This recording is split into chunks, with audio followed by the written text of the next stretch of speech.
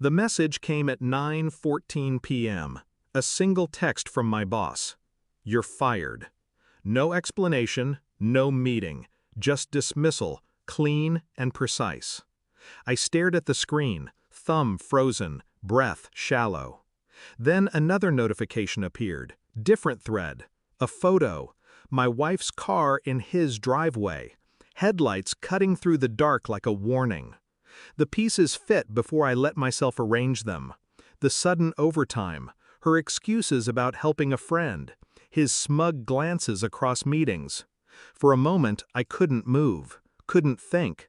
Only silence pressing into my skull, heavy, suffocating. Then I opened my laptop, drafted one email, addressed to someone who owed me a favor. I hit send. 2 hours later, my phone lit up. His name, his voice broken, sobbing through the speaker. "Please, please, we can fix this. Just talk to me." I didn't answer. I let him beg. And the silence told him everything. Betrayal has a sound. It's not the slam of a door or the shatter of glass. It's softer. A sigh at midnight when she thinks you're asleep. The whisper of a name that isn't yours. The quiet shift of loyalty you can feel in her pulse when her body lies beside you, but her heart does not.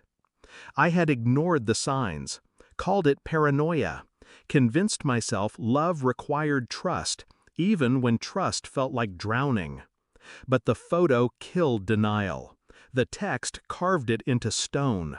My wife in his house. My boss ending my career with the same hand that touched her. I wanted to scream, to confront, to demand why.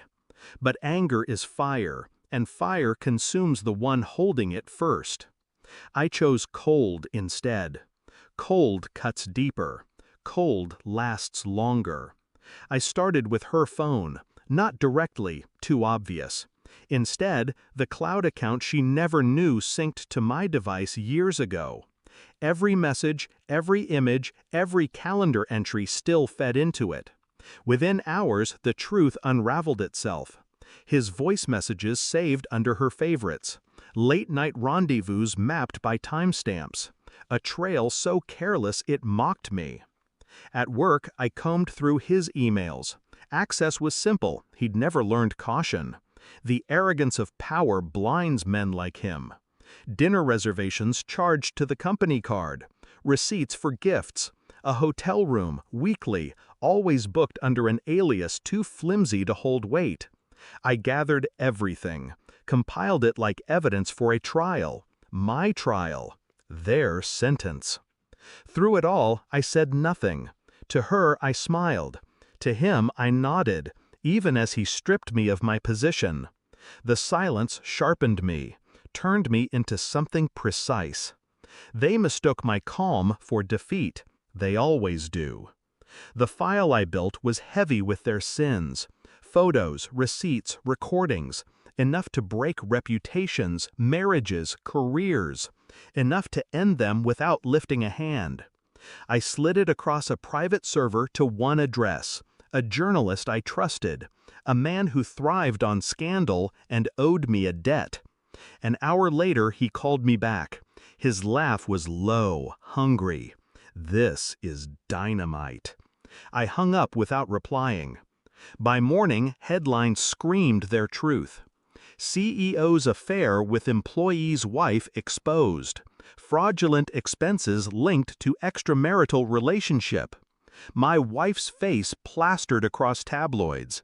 His career gutted in the court of public shame. And me? Silent, unreachable, a ghost moving beneath their collapse. That evening he called me back, voice fractured. "Please, I'll fix everything, just please." I let him choke on his own desperation before I ended the call. She came home trembling, eyes red, hands shaking. "They twisted it. Please, you have to believe me. It wasn't what it looks like." I slid the file onto the table.